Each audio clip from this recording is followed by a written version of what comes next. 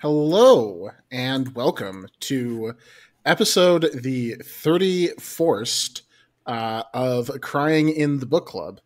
I'm your host, Jean-Luc, and it's been a while since you've heard me introduce an episode, but I decided, it was time for me to take charge again. I am joined, as always, by my good friends and yours. Emily is here. Hello. And the lovely Alex is also here. Am I allowed to talk because I'm not hosting, or should I be silent for the rest of the way? No, you're allowed to talk. I talk a lot on the episodes that I don't host. It's one of my worst attributes. Disagree. The more you talk, the less I have to talk. That's fair. The more I talk, the more I have to hear myself in the edit, though. So it's oh yeah. See, I don't edit this show. Maybe it's kind of all downside for me. Maybe I could be on another Coheed episode. Now that this logic of not having to say anything. See, you wouldn't have to say anything. You could. We would be saying a lot of things. We may have to do a Coheed episode again because I believe the Prizefighter Inferno tie-in comic, My Brother's Blood Machine, is now wrapped and I think has been wrapped for a couple months. And I know jack shit about the Prizefighter Inferno lore, so yeah. Well, I definitely want to get in on that. I'll say that as a big fan of the Texas Chainsaw Massacre, you probably know more about the Prizefighter Inferno lore than you think you do. Fair enough. But we'll get into that. We'll save that for a later day. Today we're talking about something that Emily is an expert in: Wonderful Women. Okay, I was about to say no, but yes, actually. No, I think if any of us is the Wonder Woman head on this show, it's probably me. Although I know, Alex, you've probably read a fair number of Wonder Woman comics as well in your day. You speak the most Wonder Woman. Alex speaks the second most Wonder Woman. I speak the third most Wonder Woman. I don't speak Wonder Woman. Right. Third most Wonder Woman. The math checks out. I've read some comics. I read the original 100 issues of the classic one too. From back in the day. Oh, great. So you'll recognize a lot of what we're talking about today because we are talking about Wonder Woman Earth 1, written by Grant Morrison and drawn by Yannick Paquette. I guess I should probably give some background on what Earth 1 means. I would love to know. Because in my head, I kept calling this Wonder Woman Year One because there's all those other, hero Year One comics. But, I know it's not. Wonder Woman Year One is a different book that was written by Greg Rucka. Yeah. But yeah, it's I totally understand because it is confusing that DC has the Year One books, which have become a popular subtitle, and also the Earth One books, which significantly less popular, but I think there might be more of them. So Earth One is a series. Well, we've talked about Elseworlds books before on the show. Earth One books are Elseworlds books, but they kind of all have a specific bent, which is that they're supposed to be updated versions of the characters for specifically for the 2010s, although some of these books have not had consistent release schedules. I believe the third volume of this came out in 2021, and I think the Green Lantern book also may have come out in 2020. So, if you go back and read the first iterations, the Superman and Batman ones, now they might already seem a little bit dated. But they're supposed to reimagine DC characters in more realistic settings. So if you kind of the closest parallel is probably the Marvel's Ultimate Universe, which also did something similar, although for the early 2000s. But yeah, the idea was basically to remove the decades of continuity that still are seen as a real impediment for new readers to get into these characters. Yeah, I was actually a really big fan of the Marvel Ultimate books when I was a kid for that very reason. So wait, this is just DC's New 52, is what you're saying? It is a pre-New 52 attempt to bring in new readers, yes. I think it's a post-New 52 attempt. kicked off in 2010 with Superman up. Earth One. Yeah. That's messed up. It would have been really messed up if they relaunched their whole like line of books, and then we're like, also we have this other product for new readers, the Earth One books.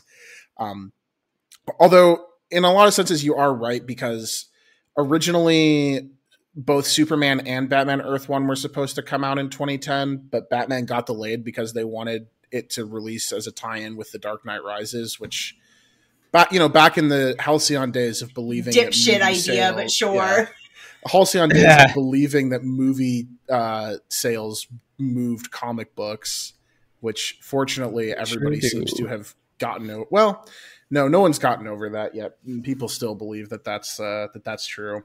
But it was also, supposed to, it was also supposed to give characters more relatable problems. That's kind of like what the Ultimate Universe did by, particularly with like the Spider-Man and X-Men books, reinventing them as like younger characters that would attract new audiences. Wonder Woman was the fourth series to get an Earth One treatment. It was preceded by Superman, Batman, and Teen Titans. And then I believe after, the only other series to get an Earth One book was Green Lantern, which came out much later. The Wonder Woman Earth One is spread across 3 volumes that came out in 2016, 2018, and 2021.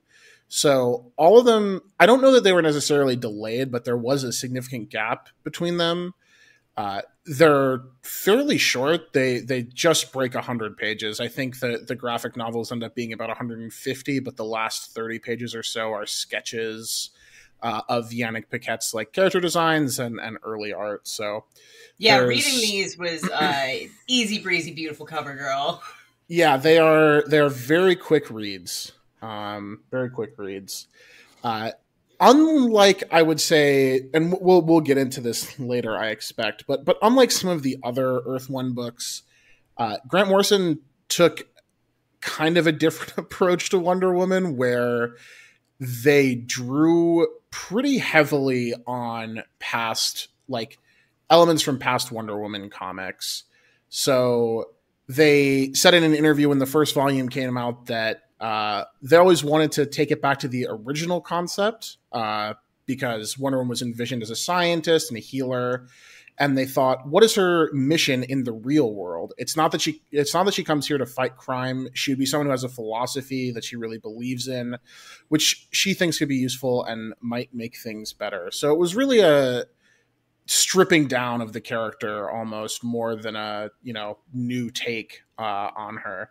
And Morrison also, used the Earth One imprint as an opportunity to go back to a lot of the themes of early Wonder Woman comics, in particular, like the character's roots in non-violence and queer and kink subcultures as well. They said that we felt that she needed to be written that way. There's a sense that you cannot say that a society of 3,000-year-old women gave up having sex because they fell out with men.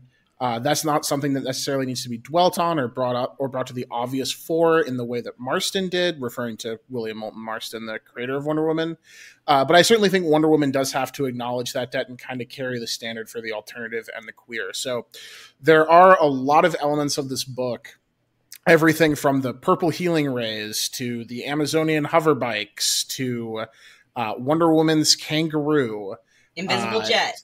The invisible jet, and even thematically things like the idea of loving submission that have sort of been scrubbed from, not sort of, but have almost entirely been scrubbed from modern Wonder Woman comics. And in typical Morrison fashion, they went back to a lot of those elements and brought them into a contemporary comic. They also made some changes to the supporting cast, so a lot of these characters are familiar. But Morrison reimagined Steve Trevor as still a member of the U.S. Air Force, but he's an African-American in this book.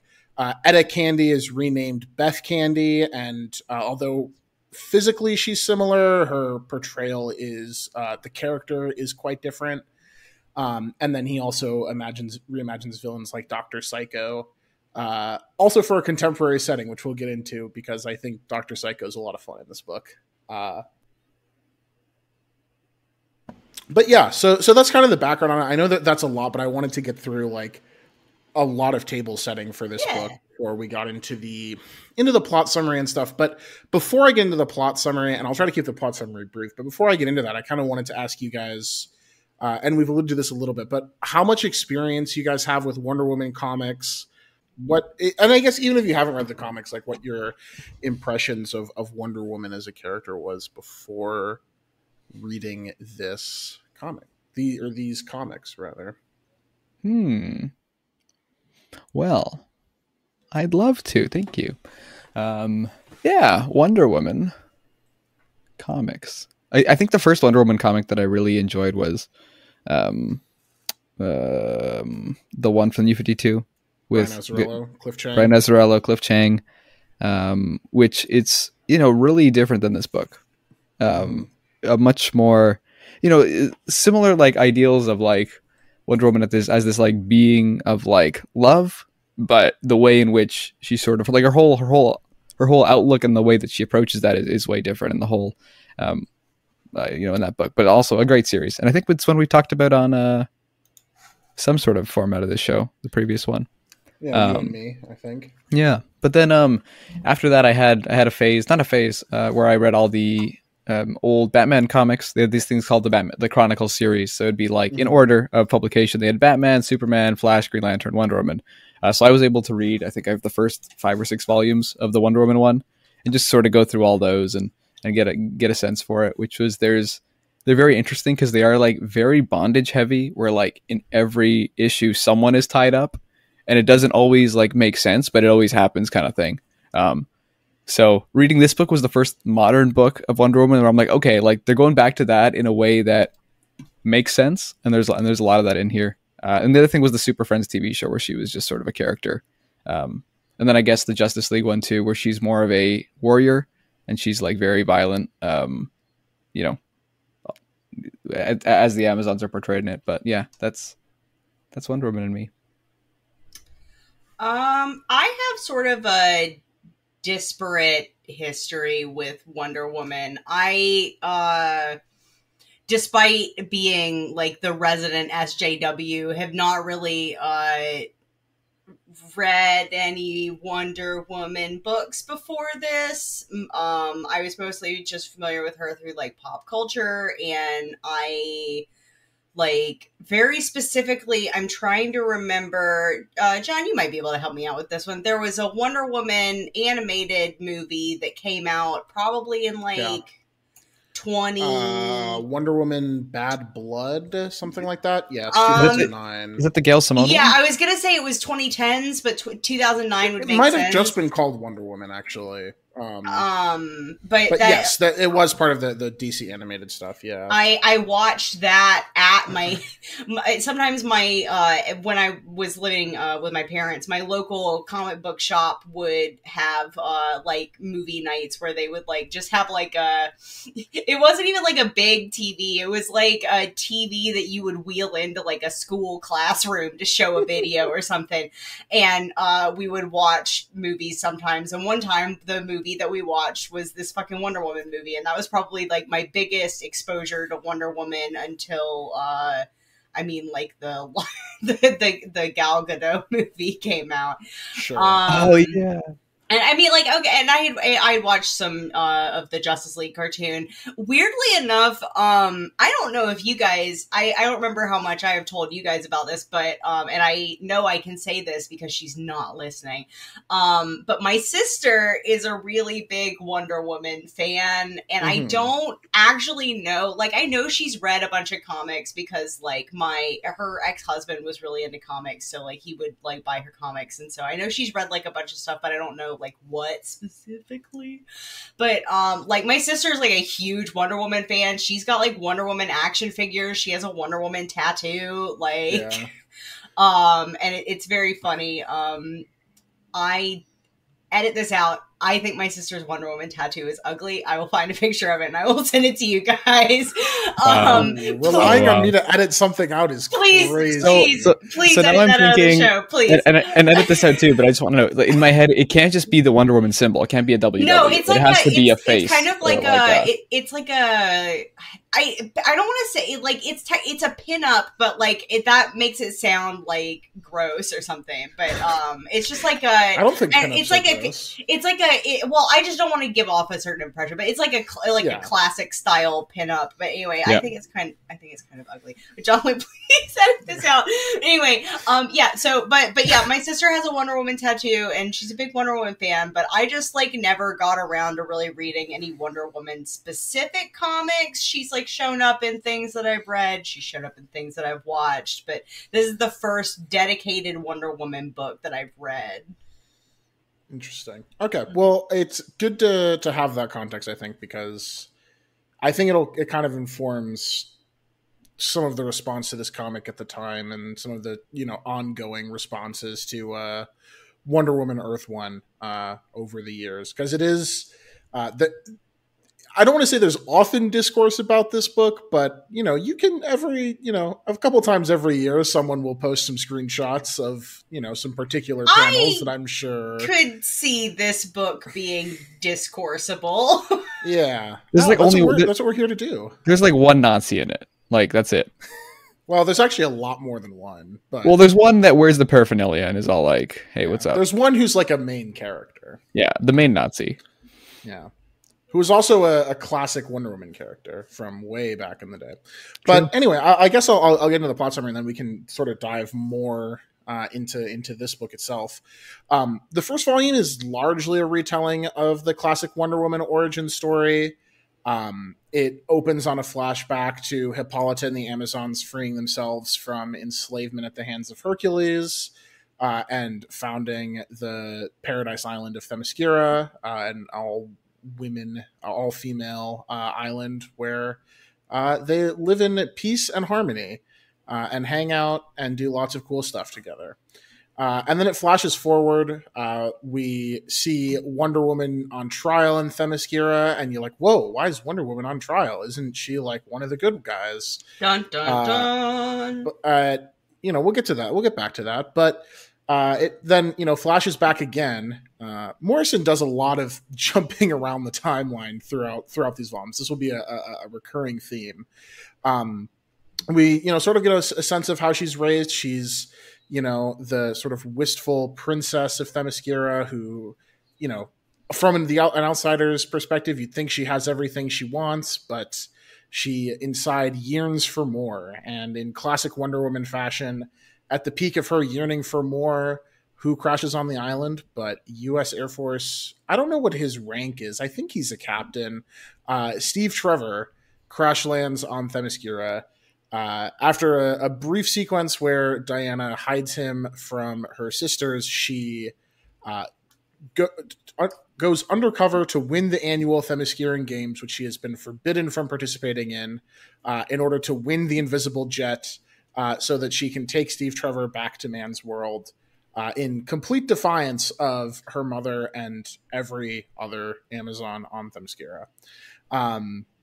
So once they've returned to Man's World, Hippolyta sends Medusa after Diana and Steve Trevor. There's a bunch of things that happen in this time period. Wonder Woman has a run-in with the U.S. Army. She befriends a group of sorority girls, including, as I mentioned, the reimagined Beth Candy. And she, sees Steve turned to stone by Medusa. She agrees at this point to return to Themyscira for trial, where she basically explains everything that's happened since going to Man's World. And it's also revealed that she was originally created by Hippolyta, not because of, Hippolyta's womanly desire to have a child, but actually because she wanted the most epic weapon ever to someday wipe out Man's World. But then a weapon to surpass Man's World. Yeah, but then it came to the conclusion that, oh no, she's so nice, I don't want her to do that anymore.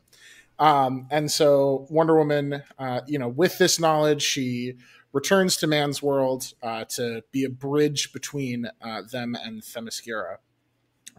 Volume 2 opens again on a flashback, this time to World War II, when Themyscira had previously been discovered, but not by the Americans, but by a different group of Nazis, the Germans. And under the leadership of Baroness Paula von Gunther, who is a classic Wonder Woman villain from way back in the day, Nazis. And what is her title, Jean-Luc? She has like a supervillain name. She does. I can't remember it off the top of my head though. Damn, I was hoping you would, because like I remember seeing it and giggling profusely, but I did not retain it. So yeah, she's mostly just called the Baroness. In Wonder Woman comics, but yeah, so she's a classic villain. And rather than, you know, dispatching her in the way they do some of her Nazi comrades, the Themyscirans invite her into their society for, you know, rehabilitation. Back in the present, we see parts of the American security state under the leadership of another classic Wonder Woman villain, Maxwell Lord, preparing for war with the Amazons by developing something called Project Ares. It was Uberfraulein. Uberfraulein. Nice. Which apparently this book is the only book where she is called that. That doesn't surprise me. That is her origin. She is like the Nazi Wonder Woman. The Uberfraulein literally translates to Wonder Woman, right? Like, yeah. I guess not literally, but pretty close. Yeah. Essentially. So in order to keep Wonder Woman off the scent of Project Ares and also to derail her attempts to organize the women of the world in righteous revolt against the patriarchy, Lord enlists the help of Dr. Psycho, who Morrison has reimagined as a 4chan pickup artist style guy. You know, he's not as fun as the Harley Quinn animated show version of him, but he's pretty fun in a obviously a very evil way. Yeah, he's kind of fun. He is able to use, you know, his epic pickup artistry to get in with Diana, get her guard down after having, you know, a deep conversation about the morality of subduing man's world with force. And everything sort of comes to a head when Dr. Psycho is able to hypnotize her and convince her that man's world means harm to Themyscira, which it actually does. So I don't know, like, I don't really know what the game plan was there, other than to like have Wonder Woman go out and like, you know, basically say that she's going to subdue them with force. While this is happening on Paradise Island, the intrusions of man's world have caused Paula's Nazi brainwashing to resurface. It had been, you know, they had some different, more good brainwashing that overrode the Nazi brainwashing, but now the good brainwashing is gone in favor of the bad brainwashing. And she kills Hippolyta, rips her heart out of her chest. Which, you know, this is, it, as Hippolyta says, this had to happen. It was preordained by the fates. Having killed Hippolyta, the Uberfraulein flies to man's world to confront Wonder Woman. Oh, the last thing on Volume 2 is that it ends with Wonder Woman returning to Themyscira and being crowned the queen of Themyscira. It was her plan. It was her plan all along. Yeah, in my opinion, all women are queens, but, you know, for some have to just choose one. But anyway, unlike Volumes 1 and 2, Volume 3 actually starts with a flash forward as opposed to a flash back. It flashes forward to a future where the Amazons have succeeded in their goal. They haven't fully eradicated strife and violence, but, you know, they've gotten close. In the present, Diana is struggling to adjust to her new role as queen. She parlays with a number of different factions from alternate universes. While she's doing this, Maxwell Lord reveals himself to be the god of war Ares and sends his legion of very Sentinel-esque robots to conquer Themyscira. The Amazons repel them, or at least they repel the first wave. But that's not the end of it. Diana is seeking her mother's wisdom, goes to the underworld, to attempt to communicate with Hippolyta. While she's there, she's nearly killed, but is saved by Steve, pulling her back into the real world, the overworld. I don't know what the opposite of underworld is. The world. The world. You got it. You nailed it. Yeah. After this, Ares / Maxwell Lord arrives at Themyscira with a nuclear-powered mech suit, with the intent of self-destructing it and setting off a nuclear explosion over Themyscira. But he's actually, easily defeated by Diana and the rest of the Amazons, who then lift Themyscira off the ground and float it over what appears to be New York City, and make a proposition to Man's World that they should let them take over and do epic communism. And Man's World decides that sounds pretty epic. We all love epic communism. And having seen, the awe-inspiring power of Wonder Woman, I guess, lovingly subdue themselves. The narrative intertwines throughout Volume 3 with this flash forward to sort of a forum where a futuristic MRA-style guy shows up strapped with an explosive vest. And he is also defeated by love. It turns out that in a peaceful utopia, you can't actually get the parts to build an improvised explosive device. So, they solved that problem too. And the Volume 3 ends on the reveal that Diana has used Hippolyta's heart to reforge her mother out of clay, and in a sense, become her own grandmother. Very much Superman Red Sun style. What has happened before shall happen again, etc., etc. This whole narrative is very intertwined with the idea of sort of like the Ouroboros, I guess, of like the snake eating its tail, that everything will repeat itself over time. But yeah, that's the plot of Wonder Woman Earth 1. So I guess not even dive into it. I'm curious what your guys' sort of top level thoughts are. Did you guys like the book? Do you guys have any reservations about it? How'd you feel about the art, et cetera, things of that nature? Well, let me say, I do have some bones to pick with this book, but overall I did really enjoy reading this. So I'm glad that I had to read it for the show. Yeah, I agree. I think it's like consistent in the way it like portrays things, and there's some things that I'm like, oh, I'm not sure about that, but it's like it's consistent, and overall I think it's a great portrayal of Wonder Woman, and the art by Yannick Paquette, it's like it's a shame. Oh yeah, the art is fantastic. Yeah, and Nathan Fairburn colors. It's a shame he doesn't do interiors really, other than this book in the last like 6 years, and I'm sure he does like art that pays way more than comic art as well, but yeah. Overall, I think it's like a really strong trilogy that's really telling one nice coherent story.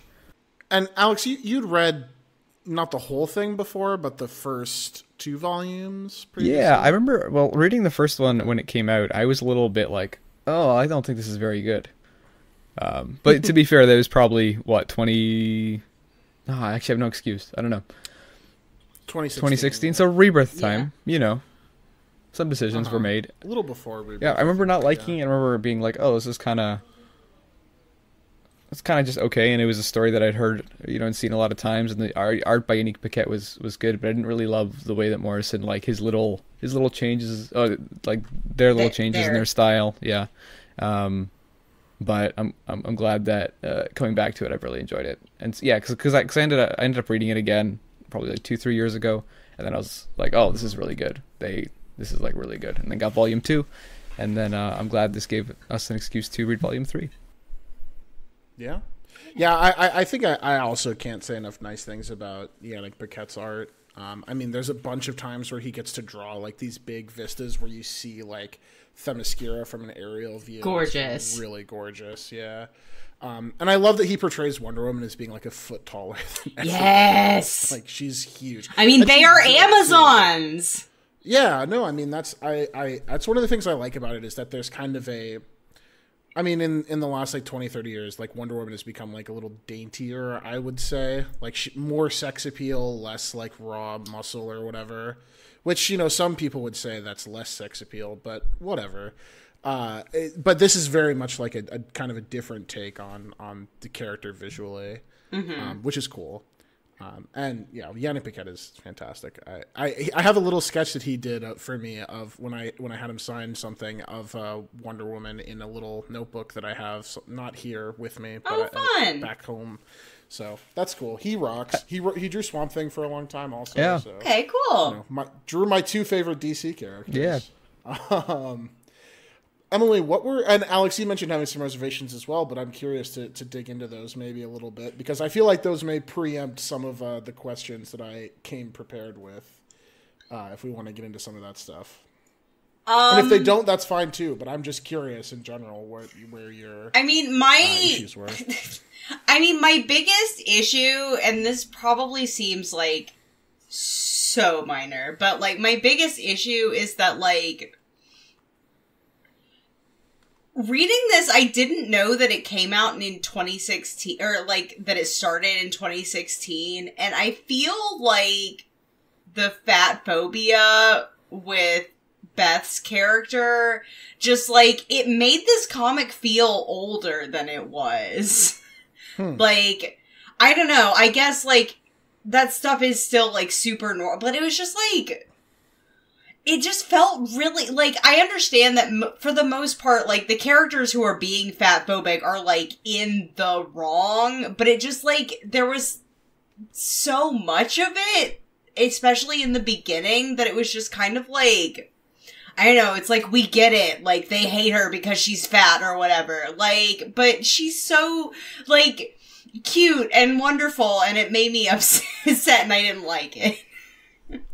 That's fair. I wish I'd pulled this quote now, because I read a bunch of interviews with Morrison while I was. Yeah, I mean, I didn't read anything, and, so. Yeah, they have a quote about where somebody asks about like the beauty, like somebody asks about like how Wonder Woman has as a character creates like unrealistic beauty standards. I think he puts, or I think there's a bit about that in the book also in volume 2. Yeah. But after they were interviewed about it, this question came up while they were being interviewed for volume 1, I think. So I think there's some stuff in like the first couple pages of volume 2 that's like definitely questions they got asked. Yeah. During volume 1, they're like, I'm answering these in the comic. But they actually had a thing, and I can't find the quote right now, but they had a thing where they said that like, oh no, I think that like they basically said that they wanted to, because the character that she's based on, Etta Candy, was also a fat character. Yeah, and they basically said they wanted to maintain. I didn't actually know that this was like for lack of a better term, legacy character when I was reading this. So like that does like. I feel like if I had known that going in, I probably would have like a slightly different, or I would have had a slightly different like impression. But going in, it just like felt it felt like so much about the way that her character was being portrayed was so mean spirited that like it was kind of I don't know, it felt out of place in a book that I was otherwise really enjoying. But I like, with the context that, like, this was already a fat character who I can only assume the portrayal was even worse in the original Wonder Woman comics, makes that feel different. And I get it a little more, but it's just sort of like reading it for the first time, I was like, really? Like, she's fat and her last name is Candy and everybody's fucking talking about how fat she is all the time. Like, it was just like kind of like, okay, can we get on with this? That was my biggest biggest nitpick. That's your biggest complaint with. I feel like if that's your biggest complaint about the book, I mean, like, I have like decent sign. I feel like I have other, like, minor things that will probably come up as we're talking about it, but just, like, that was, like, the thing that annoyed me the most, probably. Fair. Hey, fair enough. Yeah, I guess we should, Morrison obviously weaves in a lot of sort of big themes, so I think we should probably, like, touch on some of those. Things like queerness, kink, critiques of the military industrial complex, you can tell that this book came out over the course of 2016 to 2021 because it goes increasingly further into the sort of like manosphere pickup artist. Sean style, Spicer's like, in the freaks books. as it gets on. Sean Spicer's hanging out. Yeah. Just Yes. So how did you guys feel about, like, I mean, we can sort of go one by one through those, or we can talk about them all kind of together, because they do end up kind of connecting. I would like to start with the kink stuff. Sure. I just, like, I wasn't expecting, like, because I'm obviously, I'm familiar with, like, I didn't see the movie. I heard it was good, if probably inaccurate. It is good, yeah. But definitely. Well, I mean, like, depends on if you believe their kids' accounts of what their parents got up to. Sure. But so, yeah, like, I haven't not. seen the movie, but I heard it was good. I'll probably watch it at some point. But, I just never got around to it. But, you know, like, I'm, like, ambiently familiar with, like, Wonder Woman's origins in kink. And, you know, like, I have to... You know, the man, he had a horny vision, and I have to respect it, really and truly. Especially, like, that horny vision becoming one of the big three of DC fucking comics. Like, that's kind of iconic if you think about it. But, you gotta hand it to William. You really, in this instance, you actually gotta hand it to him. I didn't realize he created Harley Quinn, but that's also, like, 2 characters? That's crazy. That's crazy. I don't think I knew that either, but that also tracks. But, No. Alex is making a joke about how Jim Lee once said that Wonder Woman was replaced in the Trinity. Right. No, okay. I'm just an idiot. I think William Marston was dead by he was so dead. No, if I had thought about that for literally a single second, it would have occurred to me that was a joke. But, no, you know, I have to respect the horny vision, but, like, I didn't expect, because the like, bondage and submission stuff has been so sanitized out of the Wonder Woman whole thing, I didn't expect it to be as much of a thing in this book, and I thought it was absolutely fucking fascinating, the way that this was, like, explored and employed in this book. I don't know, like, I just thought it was really, interesting. I just thought it was really interesting how much that became, like, part of the fabric of this story. Yeah, I mean, it is interesting because, like you say, it's something that's been sanitized out of Wonder Woman, but it is such a... It is, like, a part of the core of the, like, the idea of the character when you get down to it. Yeah, and I mean... Yeah, and Morrison is absolutely right when they say that, like, Wonder Woman isn't a character that, like, fights crime or is a superhero in the same way as other superheroes. It's not her solutions are not necessarily, or originally were not, like, rooted in the same kinds of violence. I mean, I guess you could say that, like, you know, obviously, like, tying people up. You can argue that, like, dominance and submission is violent, but it's not the same kind of violent as, like, beating people up. Yeah, exactly. Yeah, exactly. It is a different kind of violence. And one of the things I really like about the first volume in particular is that, and a little bit into the second volume as well, is that, like, when she faces a conflict, it's not solved by her, like, beating the shit out of somebody. Yeah. Or which, I mean, it's it's all of them. Like, like, the only time where she really uses, you know, physical thing to end a conflict is when she's fighting with no people there. Like, it's the Ares bots, and they're not actually thing. Paula. Yeah, and then I mean, she does, like, not a friendly spar, but, like, a thing with Artemis where they're like, oh, it's more of a test, you know, and then they kiss after. Kiss and make up. As you do. Yeah. But, you know, it's just fascinating because, like, you know, I said at the beginning that all those early Wonder Woman comics found a way to have someone tied up all the time, and this is, like, the way that they were able to make it work in this book and really feel like it's true to that core while also, like, not just feeling random, because a lot of it in those old books really did feel like he was, you know, William Marster was just like, oh, we have to do it in this issue, and it was like, okay, this is definitely a kink thing for you, but this it felt like it actually made sense, which was cool to see. And I hadn't read a Wonder Woman book other than the originals that had this side of it, which is, you know, integral to the early stuff. So there's a lot of and I wish I could do a better Slavoj Žižek impression, but there's a lot of ideology in this book, as he would say. Yeah, absolutely. it is very fun. And, you know, who knows how much of this, like, Morrison themselves actually, you know, believes. I mean, there's plenty of interviews where they say all kinds of, like, different shit about what they actually believe. They're like, a very interesting, kind of strange person.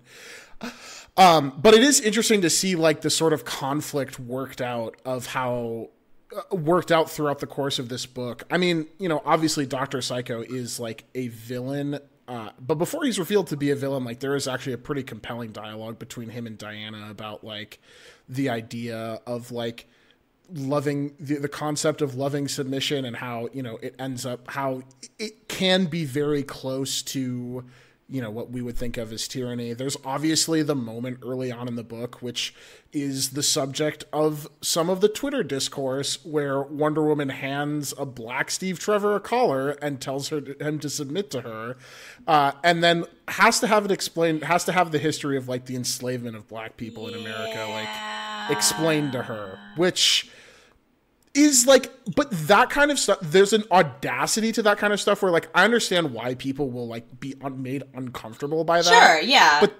But that's why that's part of what I fucking love about this book, is that Morrison is telling a superhero story and pushing you so far outside your comfort zone of, like, what is typically in a superhero story. Yeah. That, like, we actually do have to reckon with the, like, these big ideas about, like, what superheroes stand for and do have to actually be reckoned with. And the fact that they actually take this opportunity to, you know, it is not, and I know I bring up Alan Moore all the time, but Morrison is kind of a protege of Alan Moore. And it is kind of interesting that they did get to do Wonder Woman Earth 1 as kind of their book about, like, the sort of intrinsic fascism of superheroes, and actually get to work that out in a comic in similar ways to, like, what Alan Moore was doing with Watchmen, where, you know, you get to see, and I think it rules. It's great. No, it's great. I love that aspect of it, that it is willing to engage with something, with, like, what is a very serious critique of superheroes as a cultural product. But, you know, also, like, draw conclusions from that. That's like, oh, well, that doesn't necessarily mean that this is all just, like, bad and worthless. Yeah, absolutely. Like, I think Morrison is kind of saying at the end that it's like, yeah, maybe we should do this. And you know what? Whomst amongst us has not wanted to submit to a beautiful woman? Yeah, you know, like, I'm not 100% on, like, sure how I feel on where this book lands.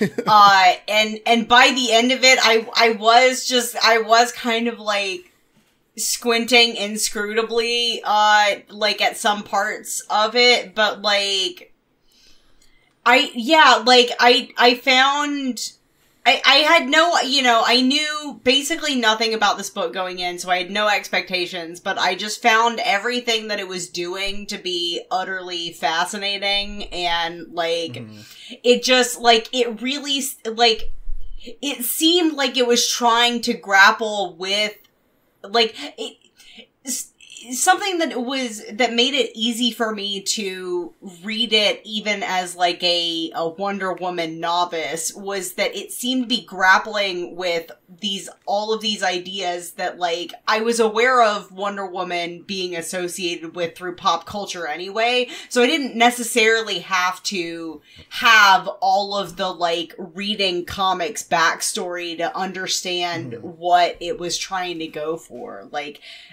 a lot of the things that this book was trying to do were things that, like, I just would have, like, ambiently known about Wonder Woman. And I thought that was neat. Yeah. No, absolutely. And I think, like, in the themes that they talk about, and then they go through, and the way things are portrayed, it does toe a line of, like, well, this could be either, like, exploitative or you know, in the hands of a worse creative team. And there were parts of the book where, like, in the beginning, I'm like, oh, I don't know about this. And I think it was especially in Volume 2 with Dr. Psycho, where I was like, I don't like this. But then, you know, the journey of the story to the point where it ends, and sort of the central thesis, by the time you get there, it's kind of like, okay, like, yeah, it made me feel more comfortable with what was happening before that it reached that sort of place. But, like, in the process of reading it, there were times where I was like, oh, I don't know about that. Yeah, I mean, Morrison uses Dr. Psycho in a way that I think, like, Dr. Psycho is kind of a perfect foil for Wonder Woman, because he also can control people much more directly than Wonder Woman can. But I think he's a very interesting foil to her in this book because ideologically he knows that he has like some. I don't think he actually has like telepathy in this book like he does in other comics, but you know, he can use hypnotism to make people do what he wants. And his first thought about that stuff is to become a CIA spook and do a bunch of just like the most horrific shit in the global South. And his definitely. First thought of like. Yeah, like Wonder Woman shows up and she also has those powers. And he's like, oh, well, she's going to do like all this horrible stuff to us in a way that we don't actually have an option. We don't actually get a choice in or say in the matter. And so I think that again, it's like one of those things where like it is a little bit uncomfortable, those scenes with Dr. Psycho. But I think Morrison does position him as like this great foil to Diana. Absolutely. I think one of the other things is like that is also like kind of uncomfortable, maybe a little, maybe, I don't know, maybe not too, for me, I didn't find it super uncomfortable, but I feel like it, at least as controversial is the inclusion of Paula, the Uber Fraulein, and the way that this book posits that, you know, those kinds of people can be rehabilitated through something like this. So I'm curious where you guys came down on her character, how you felt about her inclusion and portrayal throughout the book. And if you want to comment on how horny for Diana she is. Oh my gosh, time, she's like, I killed your mother because I want you. It's like, what? Uber Fraulein, please. Yeah, I mean, I think it being a comic book about an Amazonian princess makes it a little more different than if it was like, oh, it's a real Nazi kind of thing there. But it fits perfectly with the thesis of this book and this sort of like loving submission and the belief that people who do horrible things or like are terrible people can kind of be rehabilitated and can kind of still be positive forces in the world. And, everyone makes mistakes kind of thing. And that's something that Diana kind of like her and Steve Trevor, I think it's in volume 3 where they're having the conversation where she's like, where Steve saves her and she's like, oh, I would have saved myself, or the Amazons would have saved herself, me. And then she like catches herself and is like, okay, no, I can make mistakes too, kind of thing. I'm not saying Nazis just made mistakes, but in the thing of this book, it kind of fit, and it was also campy in a fun way, which is weird to say about a Nazi Uber Fraulein. I felt weird about Uber Fraulein. I didn't totally hate, like, her inclusion and her storyline. I felt like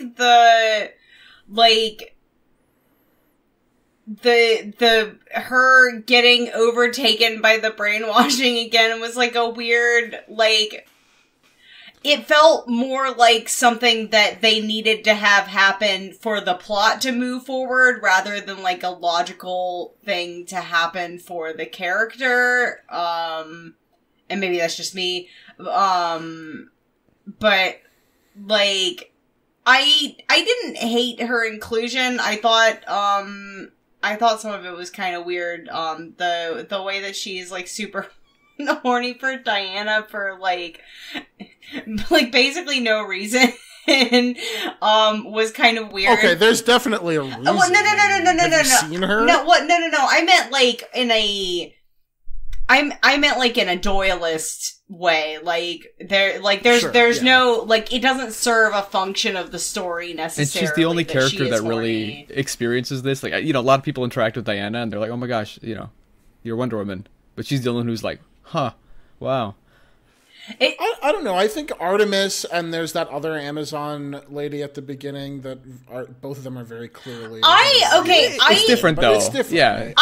Okay. Just a little tangent, real quick. Like, okay, so from the beginning, or like in the beginning, there's this idea that she and what was her name, Mala, the blonde girl. No, We're an item. It right? is a blonde girl. Yeah, but no. But Diana and Mala were like she talks about like they were lovers or whatever before like Diana. Oh, maybe that is Mala. I might be confusing. But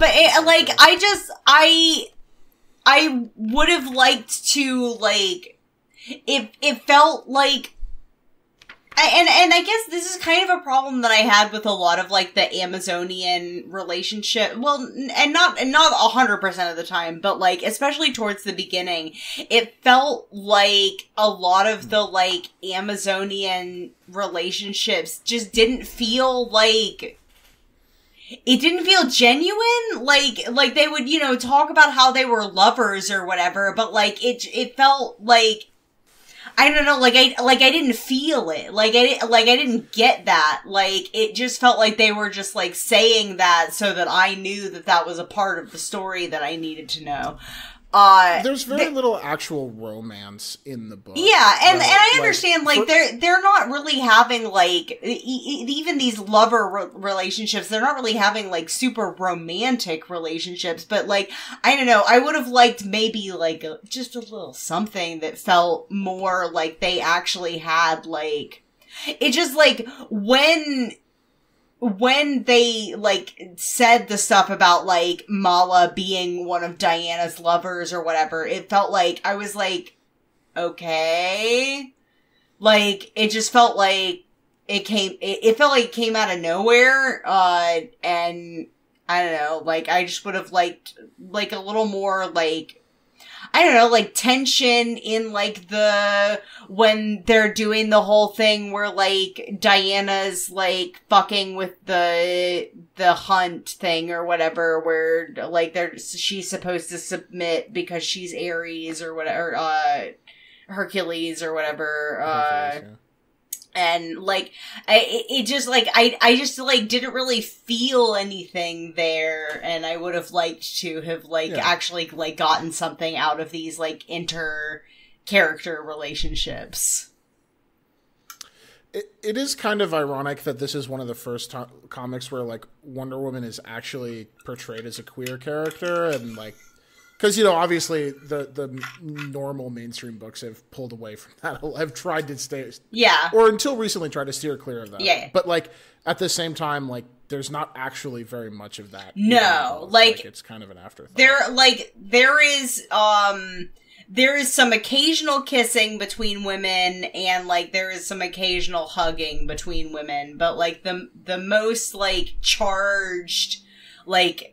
emotionally sexual scenes or whatever are definitely, like, between Wonder Woman and a man, which, like, I don't love. Yeah. No, that's fair. That's fair. I guess that was a tangent from talking about Paula, right? That's where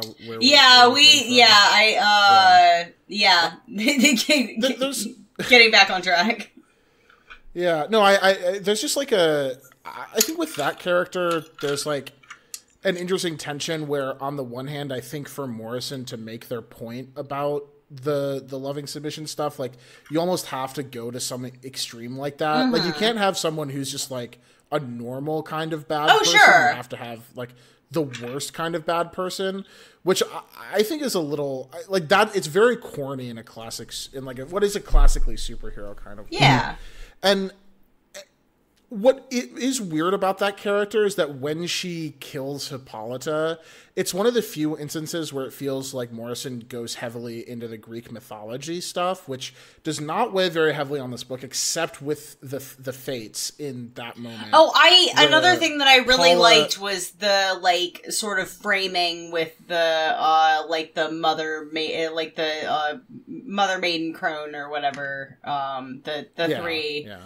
I thought that was the Greek fates. Yeah, I thought that was neat. I think the idea with Paula though specifically is that Hippolyta made Diana as her child, who was also going to be the destroyer of man's world.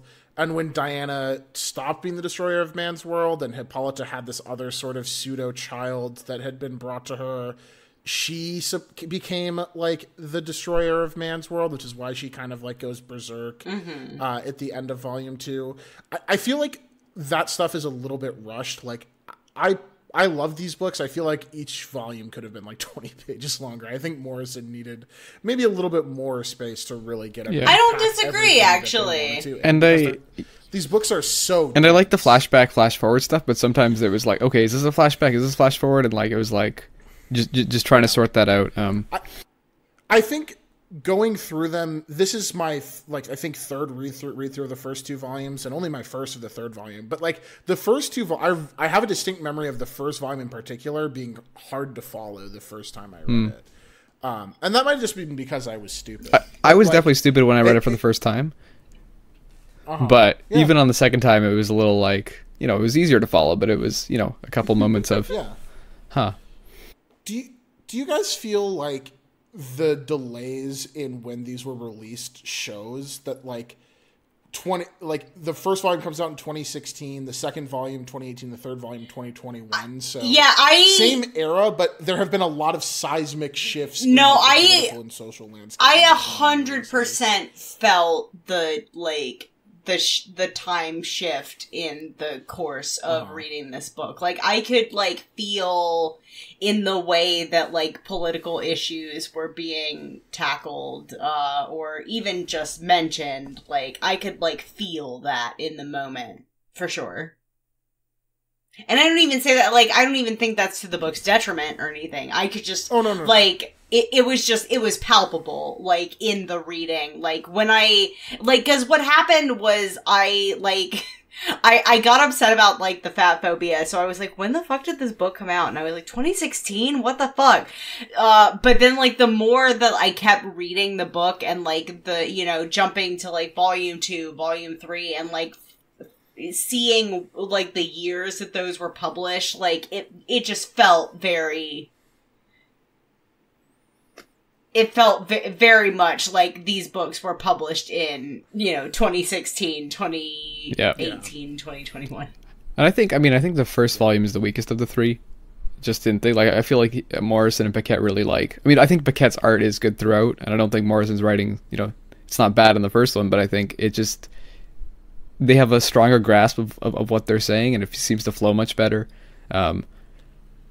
And I guess it's also the first volume is a retelling of the origin story that I've read so many times, so it's also the freshness part of it, but kind of playing the hits. Yeah, but if this was all done at the same time, the thing is, I understand why Yannick Paquette and Jean-Luc, you think it's also Grant Morrison with delays, but looking at these pages, and some of these I'm like, okay, this one page could take you a month, because it's just oh yeah, some of the pages are just so fucking gorgeous and detailed that I'm poring over every pixel on my screen. And that's really one of the benefits of the graphic novel format. As much as I am in love with, reading serialized comics in ways other people maybe aren't, but one of the upsides of the graphic novel format is you actually can give artists like Yannick Paquette as much time as they need. Whereas when he was drawing Swamp Thing, there were, every fourth or fifth issue was a fill-in artist. Yeah. So it's nice to get the whole thing actually drawn by him, especially when it's an artist of Paquette's caliber. The reason that and Alex and I were talking about this a little bit over the last a couple days ago, I think. The reason that I think that part of the reason for the delays comes from Morrison is that even though they had a plan to do a trilogy from the beginning, I definitely think some of this stuff got rewritten. Yeah. To sort of not and I'm sure the Dr. Psycho stuff, the Dr. Psycho and Baroness stuff is very classic Morrison in terms of finding old characters and updating them and bringing them into contemporary settings. But I think there's definitely some of the more thematics or ideological stuff in this book, I feel at some point probably got reworked to and I don't think that that's necessarily the reason it took so long, but I think that definitely sort of plays a role. We've gone through as a culture some pretty significant shifts in the course of 2016 to 2021, so that makes absolute sense to me. And the thing also though is that for anyone who was paying attention before that, it might seem oh yeah, the Nazi stuff is a response to Charlottesville or whatever in this book, but I don't know. America had Nazi problems before that too. Yeah. So it's not that stuff was necessarily new, but I think some of that may have been readjusted after like during the Trump presidency, Sure. and after Charlottesville, in Absolutely. particular and stuff like that. Probably. I mean, you got can see changed. some pretty direct influences. Like, there's a Oh, I mean, Sean You know, Spicer there's, like- in the book. yeah. Well, I mean, like I was thinking Well- more of like like there's like a clearly like a woman's march yeah, with like the Pussycats, yeah. which was not overdone, thankfully. No, yeah. I mean, not to discourse about the women's march or whatever. Yeah, sure. But yeah, like it I just feels I felt like they- portrayals of the women's march in pop culture can go a variety of ways, and I felt like the way that this went was good and normal. Yeah, like there, like a significant plot point in the second volume is that Wonder Woman is organizing like a women's march. Yeah, basically. And yeah, like I think it is like it doesn't feel like, oh, we're just doing the thing that happened in real life after Trump was elected. It also just makes some degree of internal Yeah, sense as well. no, absolutely. I guess my last question, in the interest of time, we can try to get out of here in the next 10 minutes or so. But I'm curious, knowing the sort of background for Earth 1, how successful you guys think that this particular series of graphic novels is at sort of hitting the stated goals of the Earth 1 reprint of sort of reimagining characters that are in a way that's, attractive to new readers and gets rid of the continuity and reimagines them as, more hashtag relatable characters to the modern reader. This might be So I'm curious controversial, how you guys? but I think it hits. Okay. Well, you are the. I mean, I am like the target demographic for a book like this, and like it really worked for me. So like, I feel like that's like a marker of success. Like, I feel like this book, if the idea is to bring in new readers and like reintroduce a classic character in a way that like feels more modern without like totally abandoning like some of the core ideas that were part of the characters built in the first place, like I feel like this worked. I feel like this, I mean, it slapped. What can I say? Yeah. Yeah, I'd say it like almost doesn't fit the Earth 1 imprint thing, because the thing I find most about the Earth 1 ones is they're edgy. Like, you got the Batman one where it's like a little more hard-edged. You got the Superman one where it's he has sex and it's like hard-edged as well.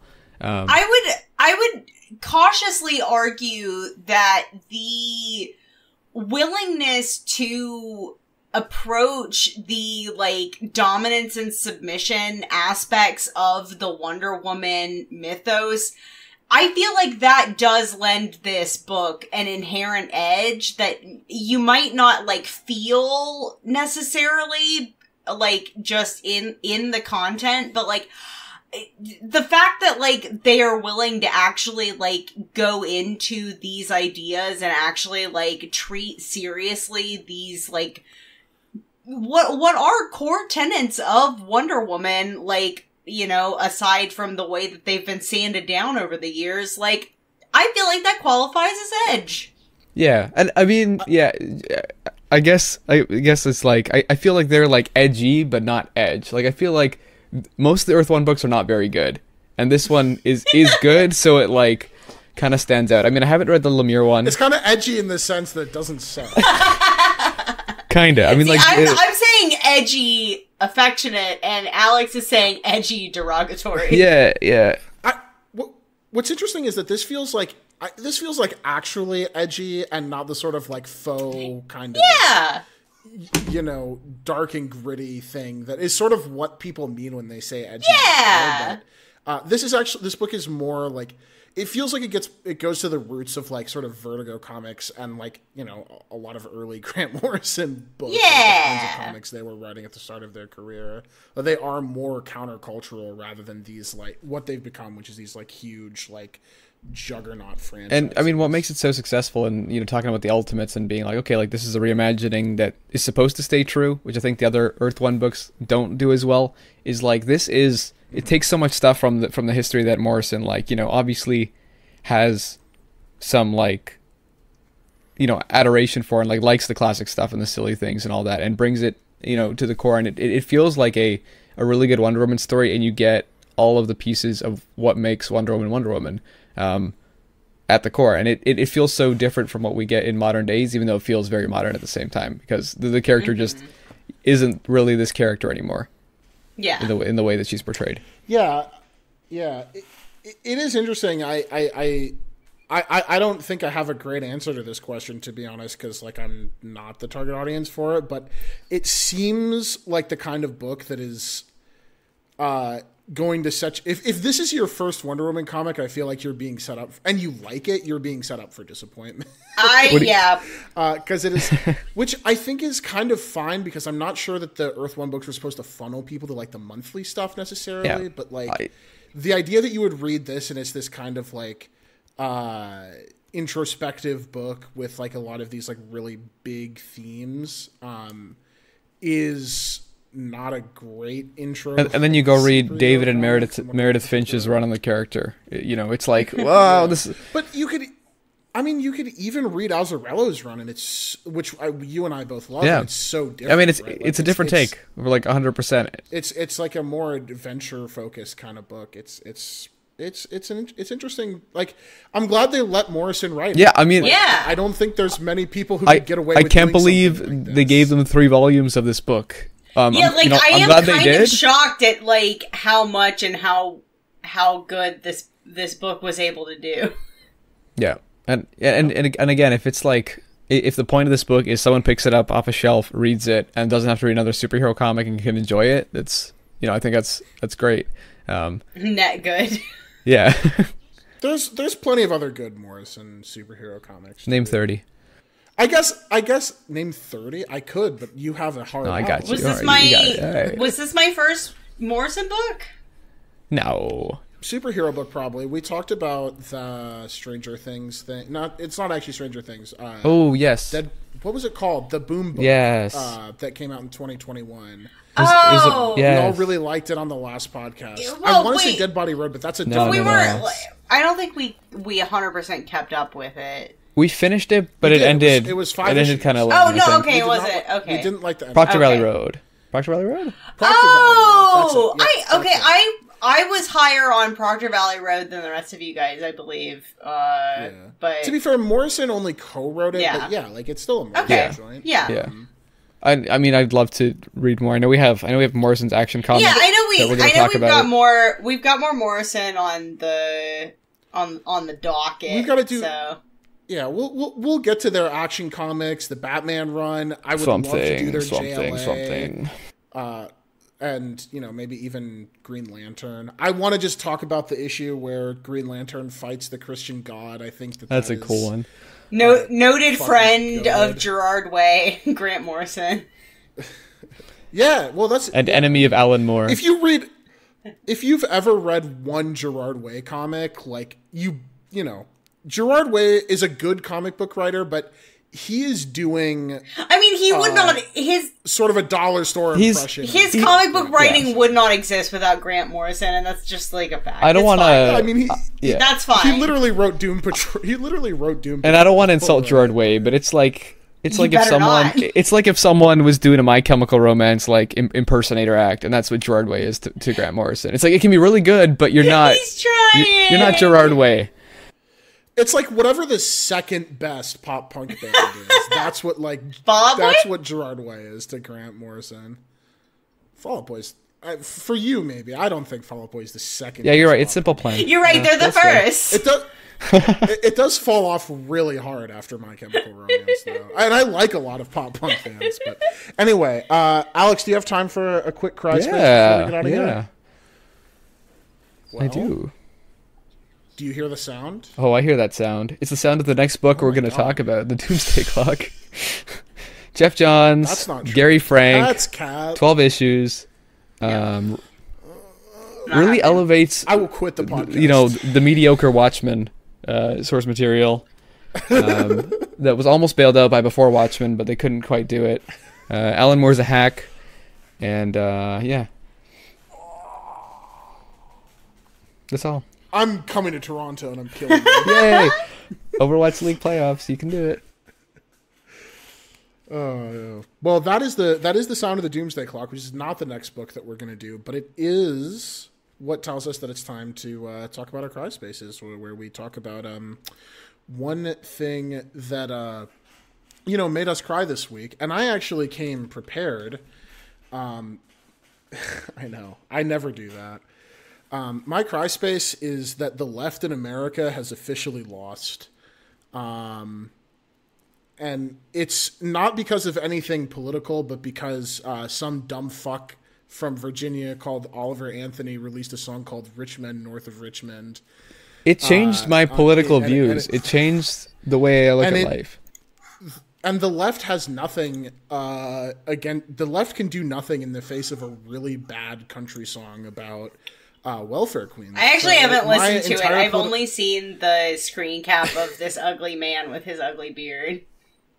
Yeah, well, my entire political ideology was upended. I think communism is a failed ideology. It's dead in the water. We shouldn't even bother advocating for it, and instead we should focus all our energy in making sure that 5'3", 200-pound people don't get food stamps. Which, yeah, that is a lyric in that song. No, my actual cry space is that I've been subjected to seeing this. I've been increasingly annoyed with being on Twitter, in the sense that people keep putting stupid bullshit in my feed and I have to see it. This one kind of pushed me over the edge, but there's also, I guess there was a New York Times article about teenagers on TikTok trying to do movie criticism. Oh yeah, and I haven't actually. It makes me looked at that, but it makes me cry whenever somebody puts this stuff in my feed, because it makes me mad when I see this bullshit. But also, I don't have to look at that. It's not my. I don't know. I just am increasingly getting the sense it's not my problem. You're not getting paid for it. That's mostly how I feel about shitty teens online. Honestly, when. Yeah, but it's not just the shitty teens. It's I don't care about this fucking stupid Virginian Irish guy. He's not. Oh sure, yeah. I all of these people. I'm just crying in the face of spending hours a day on Twitter, I guess, is my cry space. That's very fair. There's a lot of people in this world. At least TweetDeck still works. You just gotta let me turn it on just check and my off. phone.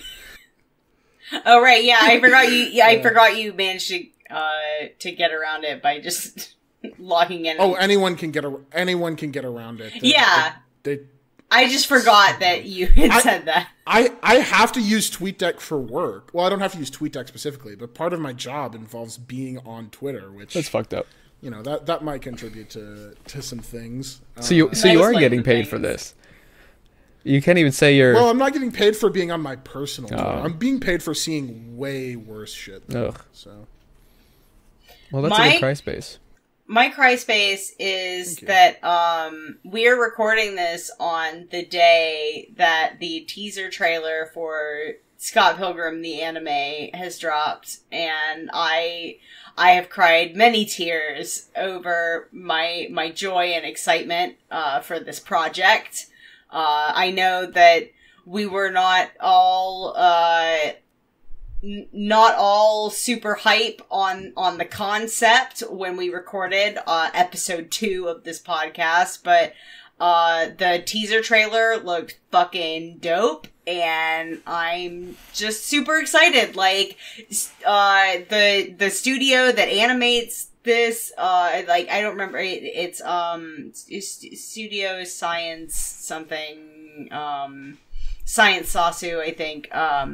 They do not miss, and this does not seem to be, this seems to be in line with that.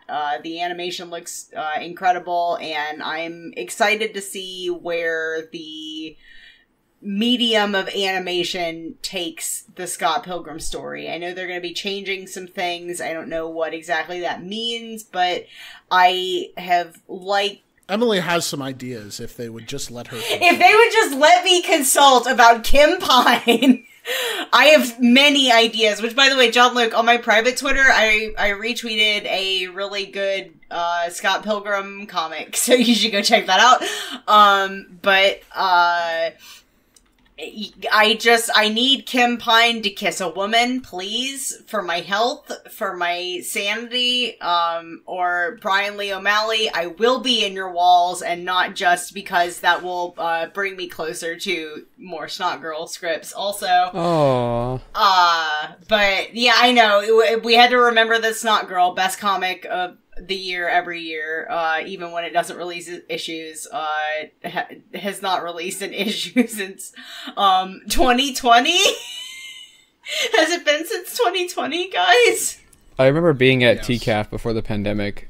I remember reading that Snot Girl comic on the plane to go visit friends of mine that live in Alberta, and then that's when I started hearing about COVID, was when I was like about to fly back home.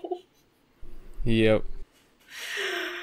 Anyway, they should put Lottie in the Snot Girl in the Scott. Please, just like put her in a crowd shot. I would like cry and throw up. Have her just like punch Scott Pilgrim. Yeah. I mean that. I feel like you're at that point. I'm asking too much, but like I would love that. But yeah, I'm really excited about the Scott Pilgrim anime. I think it looks like it's really promising, and I'm super excited about that. Heck yeah. Yeah. This What's your request? This past week we had a meeting, mine and Madeline's family, for the first time. I mean, the parents had met each other before, but we got all the siblings in. We got my uncle, who like doesn't come to stuff, and he's like, "Yeah, I'll come, but I'm not gonna wear any. But I'm gonna wear shorts." And we're like, "Okay, you can wear shorts." Your uncle and I have that in common. Well, that's what I'm gonna wear. That's what I'm gonna wear. I hope so. Ooh, me and John Luke, we're gonna have shorts. You guys should wear the cutoff shorts. You start off with pants and be like, "I'm just kidding," and then I'm gonna show up in pants, and I'm gonna go to the bathroom in the middle of the wedding, and I'm gonna turn them into cutoffs. And then everybody, when you walk back in, everyone's gonna be like, everyone's gonna turn around and they're gonna be like, "What? Those were pants before." That's great. But yeah, the the meeting went very well. Everybody had a nice time, and both our families were like, "Wow, that other family's really nice." And I was like, "Wow, that's great." That's so exciting. I love that for you. So yeah.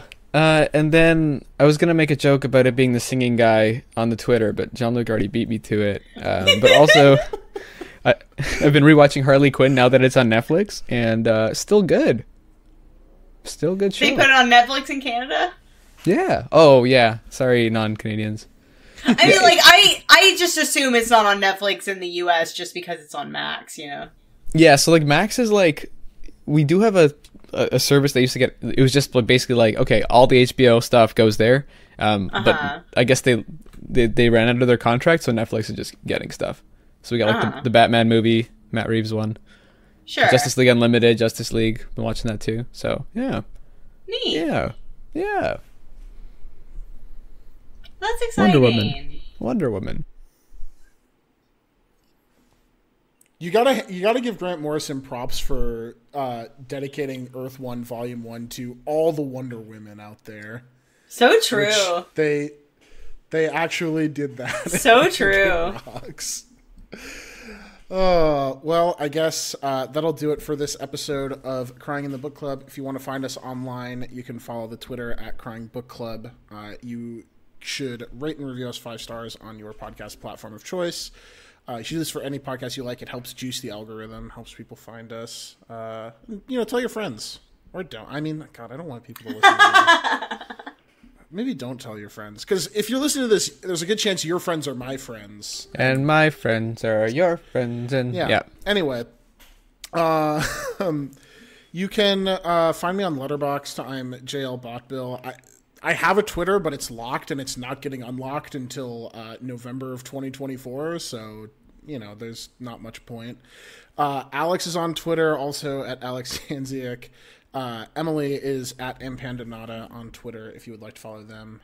Emily tweets a lot. Alex has not I retweeted a tweet today. Wow! Yeah, that's right. It was for work. That's what I use it for now, so. Yeah. Yep. You can also find Emily on Letterboxd at Pandabor. Yeah! At Pandabor, and the podcast empire of Imagine Me and You to a fresh podcast market, and that looks terrible. Which has new episodes coming out, I hear. There might be some With episodes a coming. special guest editor. Whoa. Someone might have committed to doing something. Someone might have Why did you do volunteered that? to do something while he was drunk. You can still back out. I allow it. Actually, there was part of me that was like, what if I just sync the audios in Reaper and just listen to these episodes? Because that's the whole reason I volunteered to do it, is because I want to listen to the Velma episode. Part 2 Velma episode 'cause is a banger. Part 1's good, but part 2... Yeah.